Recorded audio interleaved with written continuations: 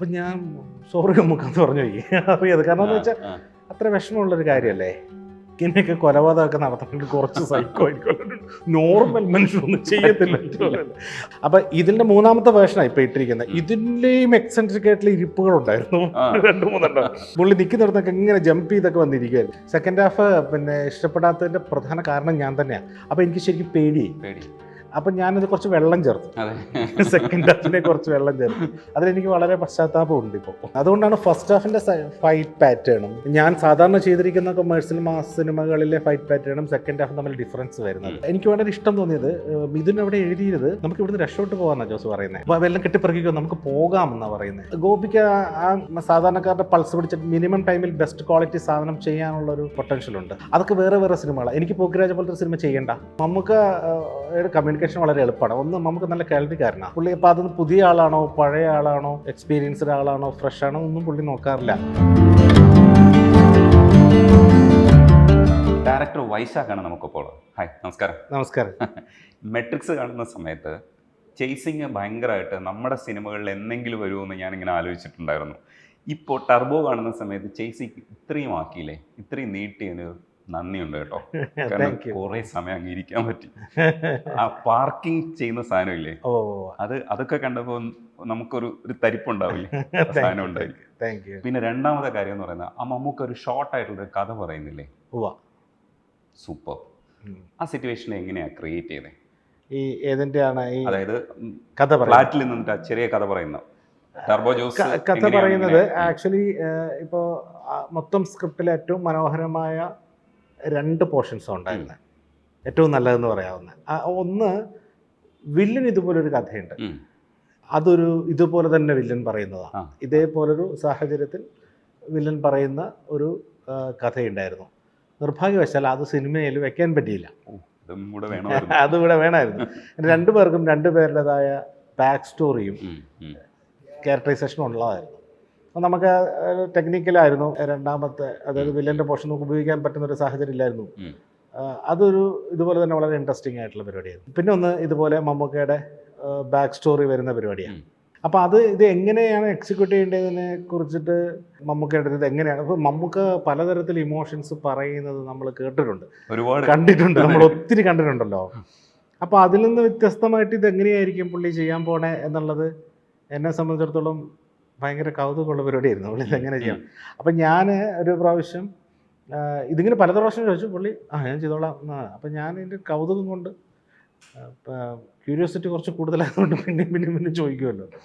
അപ്പോൾ സിനിമയുടെ ഷൂട്ടിംഗ് തുടങ്ങുന്നതിന് മുമ്പ് പുള്ളിയുടെ വീട്ടിൽ വെച്ച് ഞാനിത് വീണ്ടും ചോദിച്ചു, ഇതെങ്ങനെയാണ് നമുക്ക് ചെയ്യാൻ പോണേ.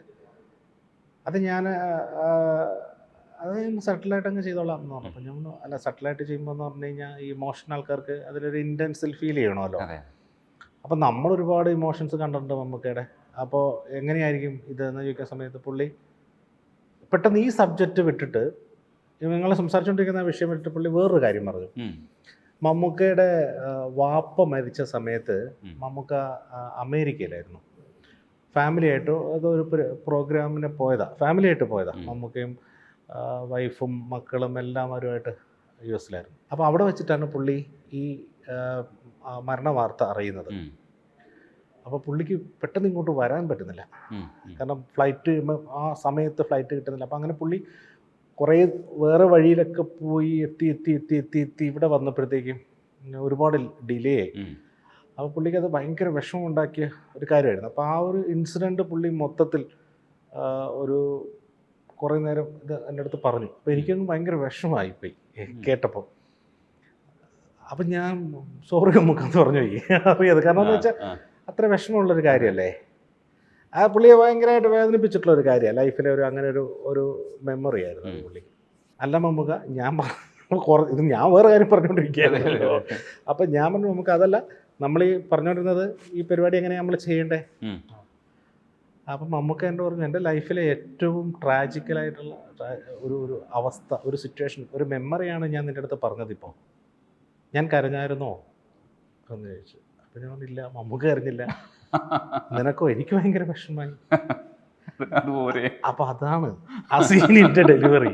കാരണം നമുക്ക് പറഞ്ഞതെന്ന് വെച്ച് കഴിഞ്ഞാൽ നമ്മൾ വർഷങ്ങൾ കൊണ്ട് ഏത് അവസ്ഥയെയും ഏത് വികാരത്തെയും നമ്മളിങ്ങനെ പ്രോസസ്ഡ് ആവും. യെസ്.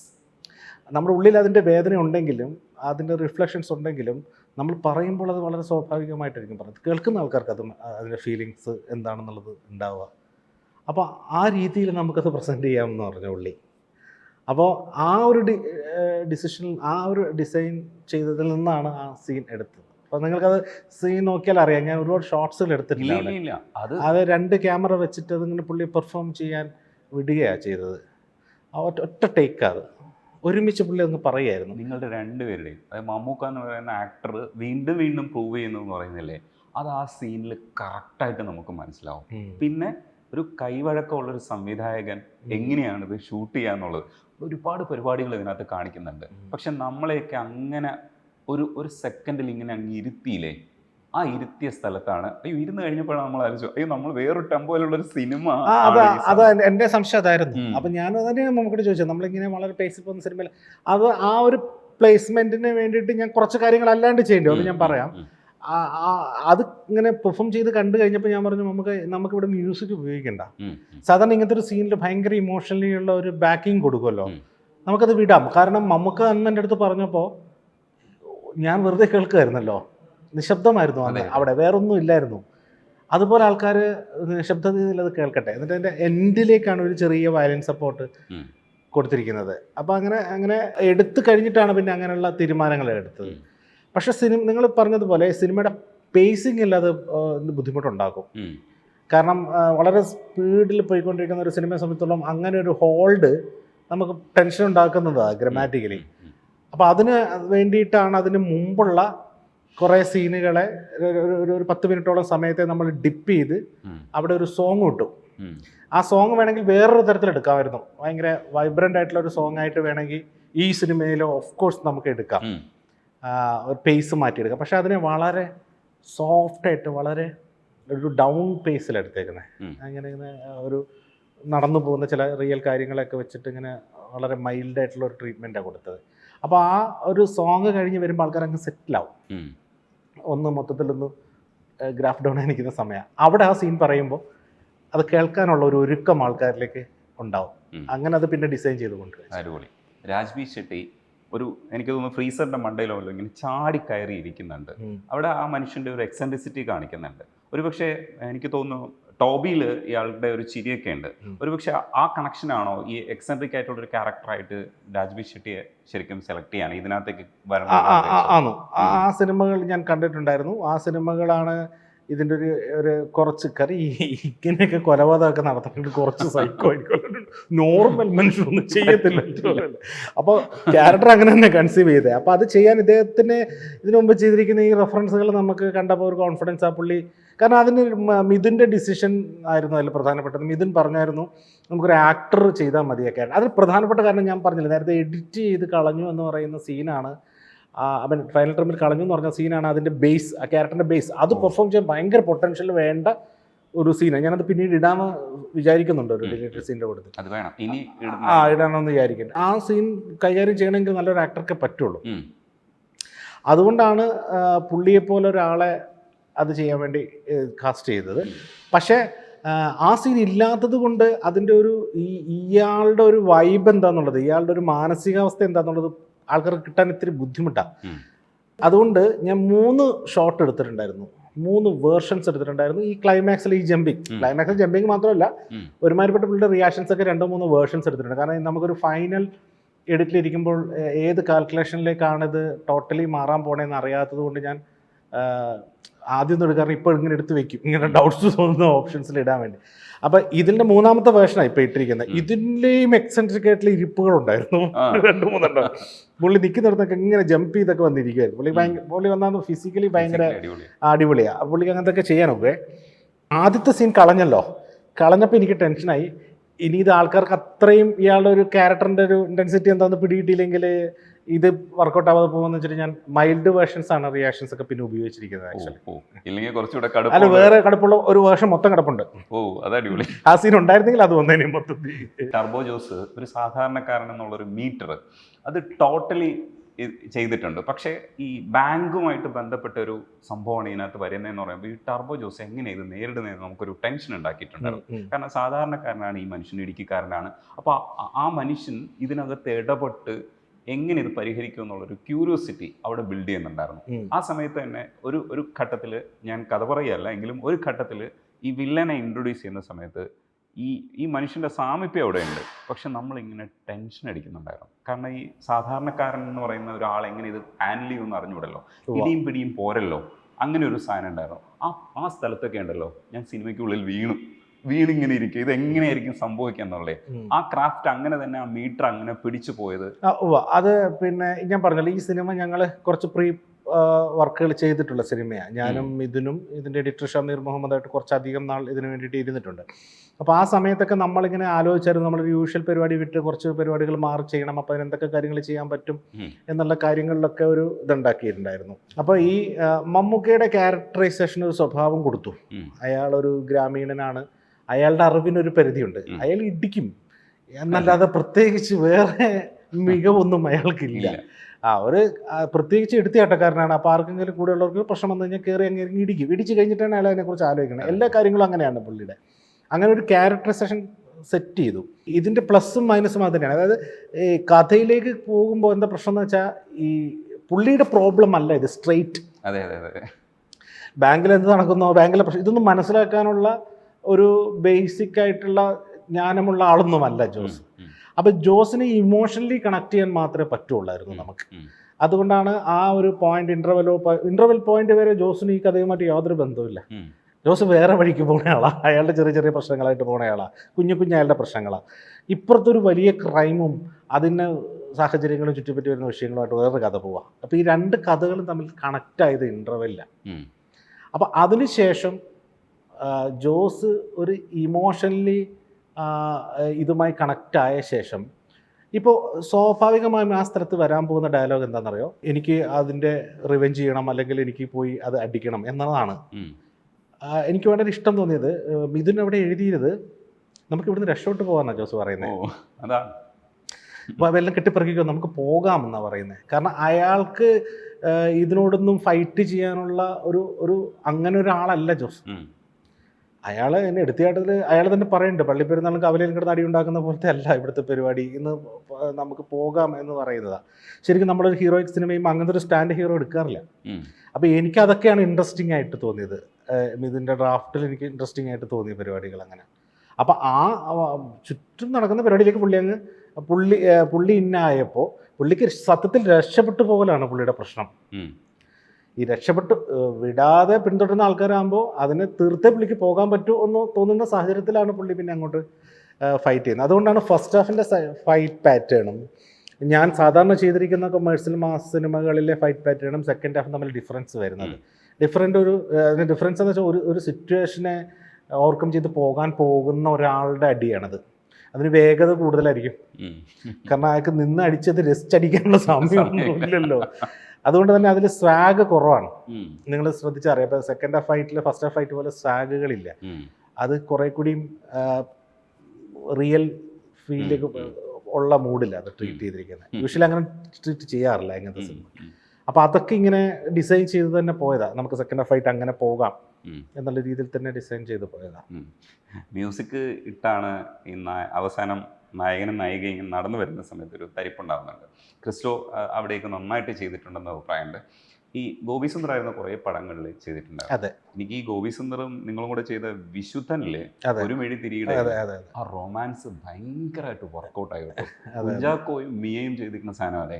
കുഞ്ചാക്കോയോട് ഞാൻ പറഞ്ഞു, എനിക്ക് ഈ റൊമാൻസ് സാധാരണ സിനിമയിൽ കണ്ട വർക്കൗട്ട് ആവില്ല, പക്ഷെ ഈ പടത്തിൽ അടിപൊളിയായിട്ട് കണ്ടിട്ട് ആ കാലത്തുണ്ടല്ലോ ഷഹബാസമിന്റെ വോയിസ് ആവർത്തിച്ച് കേൾക്കാൻ വേണ്ടിയിട്ട് മൃദുലയാണ് പാടി ഒരുപാട് പ്രാവശ്യം ലൂപ്പ് അടിച്ച് കണ്ടുകൊണ്ടിരുന്ന പാട്ട്. ആ പാട്ട് തന്നതിനും വൈശാഖിനോട് ഒരു താങ്ക്സ് ഉണ്ട്. അടിപൊളി ഫേവറേറ്റ് സിനിമയാണ്. ഞാൻ ആദ്യം സംവിധാനം ചെയ്യാൻ വേണ്ടി ഇരുന്ന സിനിമയായിരുന്നു. ഞാൻ എഴുതിയ സ്ക്രിപ്റ്റ് ആയിരുന്നു അത്. ആദ്യത്തെ എഴുത്ത് ഞാൻ ഒരുപാട് എഴുതിയിട്ടുണ്ട്. അതെ അതില് ആ സിനിമയുടെ ഒരു രണ്ട് ഘട്ടമുണ്ട്. അതിന്റെ ഫസ്റ്റ് ഹാഫ് ഞാൻ കണ്ടുകൊണ്ടിരിക്കുന്ന സമയത്ത് എനിക്ക് ഭയങ്കര രസമായിട്ട് നിങ്ങളൊരു ചെറുകഥ പറയുന്ന മാതിരി എന്നാലും ഒരു കാമ്പുള്ള ഒരു സാധനം വരാനുണ്ട് എന്നുള്ള രീതിയിൽ പോയിട്ടുണ്ടായിരുന്നു. പക്ഷേ എനിക്ക് സെക്കൻഡ് ഹാഫ് എനിക്കത്ര രസിച്ചില്ല. പക്ഷെ ആ ഫസ്റ്റ് ഹാഫ് എടുത്തതിൻ്റെ പോസിൽ നിങ്ങൾ വീണ്ടും ഒരു സിനിമ ചെയ്യണമെന്നാണ് ഞാൻ ആഗ്രഹിക്കുന്നത്. സെക്കൻഡ് ഹാഫ് പിന്നെ ഇഷ്ടപ്പെടാത്തതിൻ്റെ പ്രധാന കാരണം ഞാൻ തന്നെയാണ്. അതിൻ്റെ പ്രശ്നം എന്ന് വെച്ചാൽ അതിൻ്റെ ഡ്രാഫ്റ്റ് ഫസ്റ്റ് വേറെ ആയിരുന്നു ഞാൻ എഴുതി വെച്ചിരുന്ന ഡ്രാഫ്റ്റ്. അത് ഞാൻ ആദ്യം സിനിമയായിട്ട് ചെയ്യാൻ വിചാരിച്ച സിനിമയാണല്ലോ. അതിനുശേഷം ഒരു 3-4 സിനിമകൾ ചെയ്തു. ഈ ചെയ്ത സിനിമകളെല്ലാം ബാക്ക് ടു ബാക്ക് ഹിറ്റായിരുന്നു. അതെല്ലാം കൊമേഴ്ഷ്യൽ സിനിമകളായിരുന്നു. അപ്പം ഞാൻ ഈ സിനിമ തുടങ്ങാനായിട്ട് പോയപ്പോൾ ഞാൻ എൻ്റെ ഫസ്റ്റ് ഡ്രാഫ്റ്റ് എടുത്തിട്ട് അത് തുടങ്ങാനായിട്ട് പോയത്. അപ്പോൾ ഷൂട്ടിംഗ് തുടങ്ങുന്നതിന് മുമ്പൊക്കെ ആയപ്പോഴേക്കും എല്ലാവരും എന്നെ പേടിപ്പിച്ചു തുടങ്ങി. നിങ്ങൾ ഇങ്ങനത്തെ സിനിമയല്ല പ്രതീക്ഷിക്കുന്നത്, നിങ്ങൾ പിന്നെ ആക്ഷനൊന്നും ഇല്ലാതെ ഇങ്ങനെയൊക്കെ ചെയ്ത സിനിമ ചെയ്ത് കഴിഞ്ഞാൽ ആര് കയറാനാണ് അതൊക്കെ. അപ്പോൾ എനിക്ക് ശരിക്കും പേടി. അപ്പം ഞാനത് കുറച്ച് വെള്ളം ചേർത്തു, സെക്കൻഡ് ഹാഫിനെ കുറച്ച് വെള്ളം ചേർത്തു. അതിലെനിക്ക് വളരെ പശ്ചാത്താപം ഉണ്ട്. ഇപ്പോൾ ഇനി അങ്ങനത്തെ തെറ്റുകൾ ആവർത്തിക്കില്ല. അല്ല, നിങ്ങൾ ഒരു വലിയൊരു ശരി ചെയ്യണം. കാരണം എന്ന് പറഞ്ഞാൽ മജീദിയുടെ ചിൽഡ്രൻ ഓഫ് ഹെവൻസ് ഇഷ്ടപ്പെട്ട സിനിമയാണെന്ന് പറഞ്ഞു കേട്ടിട്ടുണ്ട്. ആ സിനിമ നമ്മളെ ആകർഷിക്കുന്ന ഒരു സാധനമുണ്ട്. അയാളുടെ പല സിനിമകളുണ്ട്. ആ പടത്തിൻ്റെ ഒരു പോസിൽ നിങ്ങൾക്ക് ചെയ്യാൻ പറ്റും. കാരണം എന്ന് പറഞ്ഞു കഴിഞ്ഞാൽ ഈ വിശുദ്ധം കാണുന്ന സമയത്ത് ഞാൻ വിചാരിച്ചതാ, ഈ മനുഷ്യന് തലച്ചോറുള്ള മനുഷ്യനാണ്, ഇയാൾക്കിത് സാധിക്കും നമ്മളെ ടച്ച് ചെയ്യാനെന്നുള്ളത്. ഇപ്പൊ ഞാൻ കുറച്ച് കംഫർട്ടബിൾ കാരണം ഞാൻ കുറച്ച് മാറി ചെയ്യാനൊക്കെ വിചാരിച്ചപ്പോൾ കുറച്ച് അത്യാവശ്യം പണി കിട്ടിയിട്ടുണ്ട്. അതുകൊണ്ട് കുറച്ച് നാളും കൂടി മാസം പരിപാടിയൊക്കെ ആയിട്ട് പോയിട്ട് ഇനി എടുത്തെന്നിട്ടേ തുടങ്ങുന്നുള്ളൂ. അത്തരം സിനിമകൾ ചെയ്യാൻ നമ്മൾ തന്നെ എഴുതണം. അങ്ങനെ ഒരു വിഷയമുണ്ട്. തീർച്ചയായിട്ടും അത് പേഴ്സണലൈസ്ഡ് സിനിമയല്ലേ, നമുക്ക് വേണ്ടി തന്നെ നമ്മുടെ മനസ്സിൽ നിന്നാണല്ലോ നമ്മളത് ചെയ്യണേ. ഇത് ഇത്തരം സിനിമകളൊക്കെ എല്ലാവർക്കും കൂടി ഇഷ്ടപ്പെട്ട സിനിമയാണ്. അതിപ്പോൾ റൈറ്റർക്ക് പറയുന്നത് എനിക്ക് ഇഷ്ടമാണ്, ഞാൻ പറയുന്നത് പുള്ളിക്ക് ഇഷ്ടമാണ്, അത് പറയുന്നത് ഹീറോയ്ക്ക് ഇഷ്ടമാണ്, വർക്ക് ചെയ്യാൻ വരുന്ന എല്ലാവർക്കും ഇഷ്ടമാണ്. പക്ഷേ എല്ലാവരുടെയും കൂടെ ഒരു കളക്റ്റീവ്, ഇപ്പോൾ നമ്മൾ സ്ക്രിപ്റ്റ് എഴുതിയാൽ തന്നെ നമ്മുടെ ഫ്രണ്ട്സിൻ്റെ അടുത്തൊക്കെ ഡിസ്കസ് ചെയ്യും. കാരണം അത് ഒരുപാട് പേർക്ക് ഇഷ്ടപ്പെട്ട സിനിമ ആയതുകൊണ്ട് നമ്മളെപ്പോഴും അങ്ങനെ ഒരു ഇഷ്ടങ്ങൾക്ക് പ്രാധാന്യം കൊടുക്കും. ഒരു പക്ഷേ നമ്മുടെ ഇഷ്ടങ്ങളെക്കാൾ കൂടുതൽ പ്രാധാന്യം കൊടുക്കും. അങ്ങനെ അത് ഇങ്ങനത്തെ സിനിമകളുടെ ഈ വിശ്വത്തിലെ പാട്ട് ശരിക്കും ഒരു ആഡ് ഫിലിം ചെയ്യുന്ന ക്വാളിറ്റിയിലാണ്, ഇല്ലെങ്കിൽ ആ ഒരു രീതിയിലാണ് ചെയ്തിരിക്കുന്നത്. പക്ഷെ നമ്മുടെ ഉള്ളിൽ ഭയങ്കരമായിട്ട് പിടിക്കുന്നത്. അത് ഞാൻ പറഞ്ഞില്ല, ഞാനത് ഫസ്റ്റ് പടം ചെയ്യാൻ ഇരുന്നുകൊണ്ടേ ഫസ്റ്റ് പടത്തിനൊപ്പം നമുക്കൊരു പ്രണയം കൂടുതലുണ്ടാവുമല്ലോ. അന്ന് നല്ല പ്രിപ്പറേഷൻ നടത്തിയതാ. പക്ഷെ അത്രയൊന്നും ബഡ്ജറ്റ് വേണ്ടി വന്നില്ല. കാരണം ഞാൻ അന്ന് ഫസ്റ്റ് പടം പ്ലാൻ ചെയ്യുമ്പോൾ 80 ലക്ഷം രൂപയൊക്കെ കണ്ടാ ചെയ്യാനുള്ളത്. ഞാനത് ശരിക്കും ചെയ്യുന്ന സമയമായപ്പോഴത്തേക്ക് എനിക്ക് ആവശ്യപ്പെടുന്ന ബഡ്ജറ്റ് കിട്ടുന്ന സമയമായി. പക്ഷെ എനിക്ക് അത്രയൊന്നും വേണ്ടായിരുന്നു എടുക്കാൻ. ശരിക്കും പറഞ്ഞാൽ മല്ലു സിംഗിലാണ് ഗോപി സുന്ദറുമായിട്ട് സ്കോർ ചെയ്തത്. ഗോപി സുന്ദർ അല്ല, ഫസ്റ്റ് സീനിയേഴ്സിലാണ് ചെയ്തത്. സെക്കൻഡ് മൂവി ഞാൻ പോക്കിരി രാജ മാത്രമാണ് വേറെ ആൾ ചെയ്തിരിക്കുന്നത്. അത് രാജാമണിച്ചേട്ടൻ ചെയ്തത്. അത് കഴിഞ്ഞിട്ട് പിന്നെ ഗോപിയാണ് സീനിയേഴ്സ് ചെയ്തത്. പിന്നീട് ഗോപി തന്നെയാണ് ഓൾമോസ്റ്റ് പടങ്ങളെല്ലാം റീ റെക്കോർഡിംഗ് ചെയ്തിരിക്കുന്നത്. മ്യൂസിക് ചിലക്ക് മാറാറുണ്ട്. ജയചന്ദ്രൻ മ്യൂസിക് ആയിരുന്നു, റീ റെക്കോർഡിങ് ഗോപി തന്നെയായിരുന്നു. ഇടയ്ക്കൊക്കെ മാറ്റി പരീക്ഷിച്ചിട്ടുണ്ട്. രഞ്ജിൻ രാജ് വന്നിട്ടുണ്ട്, അതേപോലെ ഇപ്പൊ പക്ഷെ എങ്കിലും പുള്ളിയായിരുന്നു കൂടുതൽ ചെയ്തിരിക്കുന്നത്. ആ പടങ്ങളൊക്കെ പല കാര്യങ്ങളുണ്ട്. ഇപ്പൊ നമ്മുടെ സിനിമകളൊക്കെ ഉണ്ടല്ലോ, ഈ ലാസ്റ്റ് മിനിറ്റ് വരുമ്പോഴേക്കും ഇത് റിലീസ് ഡേറ്റ് അടുത്ത് വരും. നമ്മൾ ഈ ഹ്യൂജ് ഇൻവെസ്റ്റ്മെന്റ് ഉള്ളതുകൊണ്ട് ഒരു നല്ല സമയമൊക്കെ നോക്കി റിലീസൊക്കെ വെച്ച് വെച്ചിട്ടുണ്ടാവും. ഷൂട്ടിംഗ് ഒക്കെ കഴിഞ്ഞ് വരുമ്പോഴത്തേക്ക് തന്നെ ഇത് ടൈം കുറയുമല്ലോ. പിന്നെ അപ്പോൾ ഈ മിനിമം ടൈമിൽ ബെസ്റ്റ് ക്വാളിറ്റി തരാൻ നല്ല ഓപ്ഷനാണ് ഗോപിക്ക്. ഇപ്പോൾ ഒരു പുലിമുരുകൻ ഞാൻ ചെയ്തിരിക്കുന്നത് 17 ദിവസമാണ് റീ റെക്കോർഡിങ്ങിന് ചെയ്തിരിക്കുന്നത്, ആകെ ചെയ്തിരിക്കുന്നത്. ഗോപിക്ക് ആ മീൻസ് സാധാരണക്കാരുടെ പൾസ് പിടിച്ചിട്ട് മിനിമം ടൈമിൽ ബെസ്റ്റ് ക്വാളിറ്റി സാധനം ചെയ്യാനുള്ളൊരു പൊട്ടൻഷ്യലുണ്ട്. പിന്നെ ഞങ്ങൾ രണ്ടുപേരും മാത്രം ഇരുന്നാണ് ചെയ്യാറ്. അങ്ങനെ പ്രോഗ്രാമേഴ്സ് ഒന്നും ഉപയോഗിക്കാറില്ല. നമ്മൾ മുറിയിൽ എവിടെയെങ്കിലും പോയിരുന്ന് ഞാനവിടെ പോയി ഇങ്ങനെ സൈഡിലിരിക്കും, അവനിങ്ങനെ കുത്തിക്കൊണ്ടിരിക്കും. അങ്ങനെ ഒരു പരിപാടിയിലാണ് പോകാറ്. ഈ മമ്മൂക്കായിട്ടുള്ള കമ്മ്യൂണിക്കേഷൻ, പൊഗ്രരാജ മുതൽ മമ്മൂക്കായിട്ടുള്ള കമ്മ്യൂണിക്കേഷൻ നടക്കുന്നുണ്ട്. അത് കുറച്ചുകൂടെ ലൈവ് ആയിട്ടുണ്ടാവും. ഇപ്പോൾ കുറച്ചുകൂടെ എളുപ്പത്തിൽ കമ്മ്യൂണിക്കേറ്റ് ചെയ്യാൻ പറ്റുമോ? അതേ ഓരോ സിനിമകളെയും നമുക്ക് ഓരോ രീതിയിലായിരിക്കുമല്ലോ കാണുന്നത്. അപ്പോൾ കമ്മ്യൂണിക്കേഷൻ മെത്തേഡിൽ നമ്മൾ ഒരുപാട് ചേഞ്ചസ് പുള്ളിയോട് അപ്ഡേറ്റഡ് ആയിട്ട് സംസാരിക്കേണ്ടി വരുമോ? അതേ പരിചയക്കാരൻ എന്നുള്ള രീതിയിൽ വിശ്വസിക്കുമോ? എങ്ങനെയാണ്? മമ്മൂക്ക കമ്മ്യൂണിക്കേഷൻ വളരെ എളുപ്പമാണ്. ഒന്ന്, നമുക്ക് നല്ല കേൾവിക്കാരനാണ്. പുള്ളി എല്ലാം കേൾക്കാൻ ആഗ്രഹിക്കുന്ന ഒരാളാണ്. മറ്റൊരാൾ വന്ന് പറയുന്നത് എന്താണെന്ന് കേൾക്കാൻ ആഗ്രഹിക്കുന്ന ഒരാളാണ്. അപ്പോൾ അങ്ങനെ ആകുമ്പോൾ കമ്മ്യൂണിക്കേഷൻ കുറച്ചും കൂടി ഈസി ആയിരിക്കുമല്ലോ. പുള്ളി അപ്പോൾ അത് പുതിയ ആളാണോ പഴയ ആളാണോ എക്സ്പീരിയൻസ്ഡ് ആളാണോ ഫ്രഷ് ആണോ ഒന്നും പുള്ളി നോക്കാറില്ല. അവർക്ക് എന്താ പറയാനുള്ളതെന്ന് പുള്ളി കേൾക്കും. അതിനുള്ള ക്ഷമ പുള്ളിക്ക് ഉണ്ട്. അപ്പം നമ്മൾ ആദ്യത്തെ സിനിമ മുതലാണെങ്കിലും പുള്ളിക്ക് അങ്ങനെ ഒരു ബുദ്ധിമുട്ടുണ്ടായിട്ടില്ല. കമ്മ്യൂണിക്കേഷൻ ഒരു ബുദ്ധിമുട്ട് ഒരു കാലത്തും അദ്ദേഹമായിട്ട് ഉണ്ടായിട്ടില്ല. പിന്നെ നമുക്ക് കുറച്ചും കൂടി സ്വാതന്ത്ര്യം കിട്ടുമ്പോൾ ഇപ്പോൾ ഫോർ എക്സാമ്പിൾ ടർബോ ഒക്കെ ചെയ്യുമ്പോഴേക്കും 10-15 വർഷത്തെ ഒരു യാത്രയായല്ലോ. അപ്പോൾ ഇപ്പം എന്താ ഗുണം എന്ന് പറഞ്ഞു കഴിഞ്ഞാൽ നമുക്ക് എല്ലാ കാര്യങ്ങളും ഓപ്പണായിട്ട് പറയാം. പുള്ളി നമ്മളെ ജഡ്ജ് ചെയ്യില്ല. ഇപ്പോൾ നമുക്കൊരു ആശങ്ക വന്നു, നമുക്ക് ഈ സീൻ ഇങ്ങനെ എടുത്താൽ ശരിയാവുമോ, കാരണം ഇപ്പോഴത്തെ കാലത്ത് ഇത് വർക്കാവോ, അല്ലെങ്കിൽ ഇങ്ങനെയാണോ ഇപ്പോൾ, അങ്ങനെ ചിലപ്പോൾ നമുക്ക് ചില ആശങ്കകൾ വരും. കാരണം സിനിമ ചുറ്റും മാറിക്കൊണ്ടിരിക്കുകയാണ്, വളരെ ഫാസ്റ്റായിട്ട് മാറിക്കൊണ്ടിരിക്കുക, പ്രത്യേകിച്ചും കോർഡിനേഷൻ വളരെ പെട്ടെന്ന് മാറിക്കൊണ്ടിരിക്കുക. അപ്പം നമ്മൾ ആ മാറ്റത്തിലേക്ക് മാറാൻ ശ്രമിച്ചുകൊണ്ടിരിക്കുക. അതിനുള്ള പ്രിപ്പറേഷൻസ് നടത്തുന്നുണ്ട്, സിനിമകൾ ധാരാളം കാണുന്നുണ്ട്, ഇപ്പോൾ എന്താണ് കറൻ്റ്ലി സംഭവിച്ചുകൊണ്ടിരിക്കുന്നത് അറിയാൻ ശ്രമിക്കുന്നുണ്ട്. അപ്പോൾ ഇതെല്ലാം നമ്മളിലേക്ക് വന്ന് എന്നാൽ നമ്മൾ ചെയ്യുന്നതാവട്ടെ ഒരു കൺവെൻഷണൽ മാസ് ഫോർമുലയിലുള്ള സിനിമയാണ്. അപ്പോൾ ഇതെങ്ങനെയാവാം എന്ന് പറഞ്ഞ് ഇതിങ്ങനെ ബ്ലെൻഡ് ചെയ്ത് വരുമ്പോൾ ചിലപ്പോൾ നമുക്ക് ചില കൺഫ്യൂഷൻസ് വരാം. ആ കൺഫ്യൂഷൻസ് വേറൊരിടത്ത് എനിക്ക് പറയാൻ പറ്റില്ല. അപ്പോൾ ഞാൻ വേറൊരു ആക്ടറെ എടുത്തോ അല്ലെങ്കിൽ വേറൊരു വ്യക്തിയുടെ അടുത്താണ് പറഞ്ഞെങ്കിൽ അവർ നമ്മളെ ജഡ്ജ് ചെയ്യും, ഇയാൾക്ക് കൺഫ്യൂഷനാണോ, ഇയാൾക്ക് ഇത് അറിയത്തില്ലേ എന്നൊക്കെ ചിന്തിക്കാം. മമ്മൂക്കയ്ക്ക് അങ്ങനത്തെ ഒരു പ്രശ്നമില്ല. അപ്പം പുള്ളി അത് കേട്ട് കഴിഞ്ഞ് കഴിഞ്ഞാൽ കറക്റ്റായിട്ട് പറഞ്ഞു തരും, അല്ല അതിങ്ങനെ വർക്കാവും, അത് ഇങ്ങനെയാണ്. അപ്പം ഓൾമോസ്റ്റ് ഒക്കെ പുള്ളിയുടെ ജഡ്ജ്മെൻറ്റ് കറക്റ്റ്. കാരണം ഈ എക്സ്പീരിയൻസ് കൊണ്ടും പുള്ളിക്ക് ഈ ഒബ്സർവേഷൻ ക്വാളിറ്റി ഉള്ളതുകൊണ്ടും ഇത്രയും വർഷത്തെ ഒരു പരിചയം കൊണ്ടൊക്കെ പുള്ളിയുടെ നമുക്ക് കുറേ കൂടെ ട്രസ്റ്റി ആയിട്ട് പുള്ളിയുടെ വാക്കുകളെ എടുത്ത് നമുക്ക് മുന്നോട്ട് പോകാൻ പറ്റും. നമ്മൾ ബ്ലോക്കായി പോവില്ല. മനസ്സിലായി. അപ്പോൾ ആ ഒരു കമ്മ്യൂണിക്കേഷൻ നമുക്ക് ഭയങ്കര യൂസ്ഫുൾ ആയി ഇപ്പോൾ പുള്ളിയുടെ കൂടെ ഉള്ളത്. ഒരു സമയത്ത് ഈ ഉദയകൃഷ്ണ CBK തോമസ്, പിന്നീട് ഉദയകൃഷ്ണ ആണ് വൈശാഖിൻ്റെ സിനിമകളൊക്കെ എഴുതിയിരിക്കുന്നത്. ആ സമയത്ത് ഉള്ള കോംബോ ഇപ്പം മാറ്റി പിടിക്കേണ്ട ഒരു അവസ്ഥയിൽ കൂടെ വന്നിട്ടുണ്ട്. അവരും സ്വയം മാറുന്നുണ്ട്. ഇപ്പോൾ വൈശാഖും വേറൊരു ട്രാക്കിലേക്കൊക്കെ മാറുന്നുണ്ട്. ഇങ്ങനെയുള്ള ചില പ്രതിസന്ധികൾ സിനിമകളിൽ വരാറുണ്ട്. ചില കോമ്പോസൊക്കെ വർക്ക് ചെയ്യുന്ന സമയത്ത് എവിടെയെങ്കിലും വന്നിട്ട് മാറാതെ വന്നു കഴിഞ്ഞാൽ, സ്വയം മാറാതെയോ പരിഷ്കരിക്കാതെ വന്നു കഴിഞ്ഞാൽ നിന്നു പോകും. ഈ ഫോർമാറ്റിൽ എവിടെയെങ്കിലും ഇപ്പോൾ ടർബോ എന്ന് പറയുന്ന സിനിമ ചിലയിടങ്ങളിലൊക്കെ വിമർശിക്കപ്പെടുമ്പോൾ ഈ ഫോർമാറ്റിൽ എവിടെയോ കുടുങ്ങിപ്പോയെന്ന് വൈശാഖിന് എപ്പോഴെങ്കിലും അങ്ങനെ ഒരു തോട്ട് വന്നിട്ടുണ്ട്? അങ്ങനെ കുടുങ്ങിപ്പോകരുതെന്ന് സ്വയം വൈശാഖ് ഇങ്ങനെ അങ്ങനെ കുടുങ്ങിപ്പോകരുതെന്ന് ഞാൻ തീർച്ചയായിട്ടും ചിന്തിക്കുന്നുണ്ട്. മാറ്റങ്ങൾ സ്വാഭാവികമായി സംഭവിക്കുന്നതാണ്. അത് നമുക്കും ഓർഗാനിക്കായിട്ട് തന്നെ സംഭവിക്കുമല്ലോ. നമ്മൾ വേറെ പ്ലാനറ്റിലൊന്നുമല്ലല്ലോ ജീവിക്കുന്നത്. നമ്മളിവിടെ സിനിമ കണ്ടുകൊണ്ടിരിക്കുകയാണ്, ഇവിടെ ചുറ്റും നടക്കുന്ന കാര്യങ്ങൾ കേട്ടുകൊണ്ടിരിക്കുകയാണ്, നമുക്കും മാറ്റം ഉണ്ടാകുന്നുണ്ട്. ആ മാറ്റം എത്രത്തോളം നമുക്ക് സിനിമയിൽ അപ്ലൈ ചെയ്യാൻ പറ്റുന്നുണ്ടെന്നുള്ളതാണ് പ്രശ്നം. ഇപ്പോൾ ചില സമയത്ത് ചില ഫോർമാറ്റ് സിനിമകൾ നമ്മൾ ചെയ്യുമ്പോൾ ചില സീനുകൾ വേണ്ടി വന്നേക്കാം. ഇപ്പോൾ ഫോർ എക്സാമ്പിൾ ഇപ്പോൾ ഈ സിനിമയിൽ നമുക്ക് മാസ് പ്ലേസ്മെൻറ്റ് ചെയ്യേണ്ടുന്ന മാസിന് എക്സ്പെക്റ്റ് ചെയ്യുന്നുണ്ട് ആൾക്കാർ, അല്ലേ? അത് വളരെ കുറച്ചാണ് നമ്മുടെ ഇൻഡസ്ട്രിയിൽ ഇറങ്ങുക. അപ്പോൾ ഈ ഫോർ എക്സാമ്പിൾ ഇതിനൊരു റെഫറൻസ് ആലോചിച്ച് നോക്കിയിട്ട് ഞങ്ങൾക്ക് ഇല്ലായിരുന്നു. ഇത് നമ്മൾ ചെയ്യാൻ പോവാണ് മലയാളത്തിൽ. കുറേ നാളുകൾക്ക് ശേഷം ഒരു മാസ് സിനിമ ചെയ്യാൻ പോകണം. പെട്ടെന്ന് എന്താണ് ഒരു റെഫറൻസ്, ഏതുപോലെ ചെയ്യാമെന്ന് ആലോചിച്ചാൽ മലയാളത്തിൽ പെട്ടെന്ന് പറയാൻ റെഫറൻസ് കിട്ടുന്നില്ല. അതൊക്കെ വേറെ സിനിമകളാണ്. എനിക്ക് പോക്കിരാജ പോലത്തെ സിനിമ ചെയ്യേണ്ട. അപ്പോൾ അത്രയ്ക്കും ലിമിറ്റഡ് ആണ് ഇവിടെ ഈ ഒരു ജോണർ എന്ന് പറയുന്നത്. നമുക്ക് അന്യഭാഷയിൽ നിന്ന് കിട്ടും. ഇപ്പോൾ ജയിലർ റെഫറൻസ് എടുക്കാം, അല്ലെങ്കിൽ ലോകേഷിൻ്റെ സിനിമകൾ നമുക്ക് റെഫറൻസ് എടുക്കാം.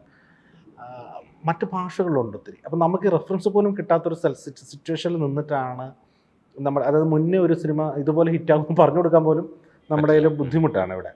അപ്പോൾ ആ ഒരു ബൗണ്ടറിയിൽ നിന്നിട്ടാണ് നമ്മളിതെല്ലാം ചെയ്യുന്നത്. അപ്പോൾ അതുകൊണ്ട് തന്നെ ചില കാര്യങ്ങൾക്ക് ഇത് കാഴ്ചക്കാരിലും ഉണ്ട് ഈ പ്രശ്നം. അവരും ഇത് യൂസ്ഡ് അല്ല ഇങ്ങനെ കണ്ടിട്ട്. അപ്പോൾ കാണുന്ന ഒരു സീൻ ഇത് ക്ലീഷ ആണെന്ന് തോന്നാം, എന്നാൽ നമ്മളത് തമിഴിൽ നിന്ന് കാണുമ്പോൾ നമുക്ക് തോന്നുന്നില്ല. ബിക്കോസ് അത് കണ്ട് നമുക്ക് ശീലമുണ്ട് അവിടെ.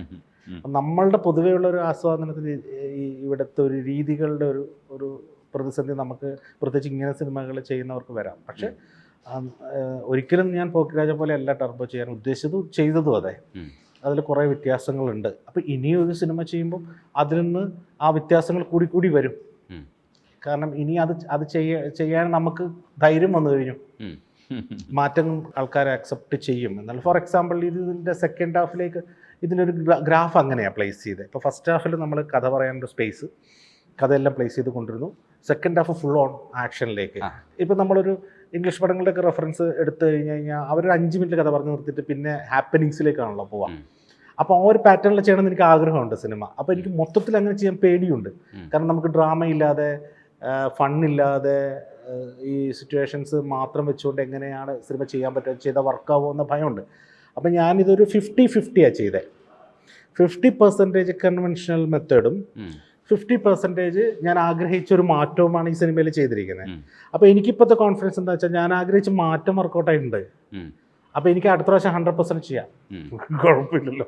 തീർച്ചയായിട്ടും. പുലിമുരുകൻ 2 ആലോചന വന്നു. പുലിമുരുകൻ 2 ഇന്നിപ്പോൾ ആയിരുന്നു ചെയ്തിരുന്നെങ്കിൽ 2വിനെ കുറിച്ചല്ല, ഒരു ഫസ്റ്റ് ഇന്ന് ചെയ്തിരുന്നെങ്കിൽ വൈശാഖ് വേറൊരു സമീപനമായിരിക്കില്ലായിരുന്നോ എടുക്കുക? ഉറപ്പായിട്ടും പോക്കിരിരാജ ചെയ്താലും അതെ. അതെ.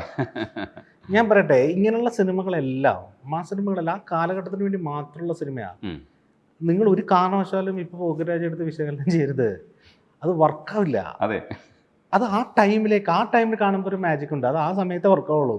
പിന്നെ എങ്ങനെയാണ് അത് വർക്കാവുക? ബിക്കോസ് അത് ആ ഒരു അതാണല്ലോ ഇത്തരം സിനിമകളുടെ പ്രത്യേകത. ഇപ്പം നമ്മളൊരു കലാമൂല്യത്തിൽ മാത്രം ഫോക്കസ് ചെയ്തൊരു സിനിമ ചെയ്യുമ്പോൾ അത് കാലത്തെ അതിജീവിക്കുന്ന സിനിമകളാണ്, എല്ലാ കാലത്തും നിൽക്കും അത്. അത് പറഞ്ഞിട്ടുണ്ട്, വൈശാഖ് തന്നെ പറഞ്ഞിട്ടുണ്ട്, ആ സമയത്തുള്ള ബുദ്ധിപരമായ സമീപനമാണ് യഥാർത്ഥത്തിൽ. അത്രേ ഉള്ളൂ. നമ്മൾ ബൗൺസ് ചെയ്യുന്ന ഒരു സാഹചര്യം മനസ്സിലാക്കുക എന്താണെന്നുള്ളത്, അവിടെ എന്താണ് വർക്കാവുക എന്നുള്ളത് മനസ്സിലാക്കുക, അത് കൊടുക്കുക. അടുത്ത വർഷം വേറെ പരിപാടി, വേറെ കാര്യത്തിൽ, വേറെ സാഹചര്യത്തിലാണ് അതങ്ങനെ വർക്കാവുള്ളതെന്ന് എൻ്റെ ഒരു എനിക്കറിയില്ല, എൻ്റെ ഒരു മനസ്സിലാക്കൽ അങ്ങനെയാണ് കേട്ടോ. കാരണം നമ്മളങ്ങനെ ഓർത്ത് വെക്കപ്പെടുന്ന പരിപാടിയിലേക്ക് കൂടുതൽ കറൻ്റായിട്ടുള്ള ട്രെൻഡിനനുസരിച്ചിട്ട് പരിപാടികൾ ചെയ്യുന്നതാണ്. എപ്പോഴാണ് ഈ ചിൽഡ്രൻ ഓഫ് ഹെവൻ പോലെ നമ്മളിങ്ങനെ എല്ലാ നാട്ടുകാരും കാണുന്ന ക്ലാസിക് എന്ന് വിശേഷിപ്പിക്കുന്ന, അധികം ഒക്കെ വർത്തമാനം പറയാതെ തന്നെ എല്ലാ രാജ്യത്തും പോയി കമ്മ്യൂണിക്കേറ്റ് ചെയ്യുന്ന ഒരു സിനിമ വേണം, ഒരു ഇൻ്റർനാഷണൽ സിനിമ മനസ്സിലുണ്ടോ അങ്ങനെ ഒരു സാധനം? അല്ല, എനിക്ക് അങ്ങനെ സിനിമകൾ ചെയ്യണമെന്ന് ആഗ്രഹമുണ്ട്. പക്ഷെ ഇപ്പോൾ ഞാൻ ഇതിൽ ഇപ്പോൾ എൻജോയ് ചെയ്യുന്നുണ്ട് നന്നായിട്ട്. ഇതിൻ്റെ ഒരു മാസ് കൊമേഴ്സ്യൽ സിനിമകൾ എന്ന് പറയുന്ന പ്രോസസ്സിനെ എൻജോയ് ചെയ്യുന്നുണ്ട്. ആൾക്കാരെ ഞാനൊരു സിനിമ ചെയ്യുമ്പോൾ അങ്ങനെയുള്ള സിനിമകളാണ് കൂടുതൽ ആഗ്രഹിക്കുന്നതെന്ന് എനിക്ക് തോന്നുന്നു. അപ്പം ഇതെങ്ങനെ പോട്ടെ, പരമാവധി പോട്ടെ. അതിന് ശേഷം എല്ലാത്തിനും ഒരു പീരീഡ് ഉണ്ടാവുമല്ലോ, നമുക്ക് അങ്ങനെ ചെയ്യാവുന്ന, എഴുതാനുള്ള സമയം എടുക്കാവുന്ന, കുറേ നാളതിനു വേണ്ടി ആലോചിക്കാവുന്ന ഒരു സമയം വരുമ്പോൾ ഉറപ്പായിട്ട് ചെയ്യാം. വൈശാഖിനെ കൊണ്ട് സാധിക്കുമെന്ന് ഞങ്ങൾ വിശ്വസിക്കുന്നുണ്ട്. അപ്പോൾ തീർച്ചയായിട്ടും മുന്നോട്ട് വരിക, തട്ടുപൊളിപ്പൻ സിനിമകളും വരണം, ഞങ്ങൾക്ക് അതെല്ലാം ആസ്വദിക്കണം. നന്ദിയോടെ സംസാരിക്കാൻ. Thank you bro.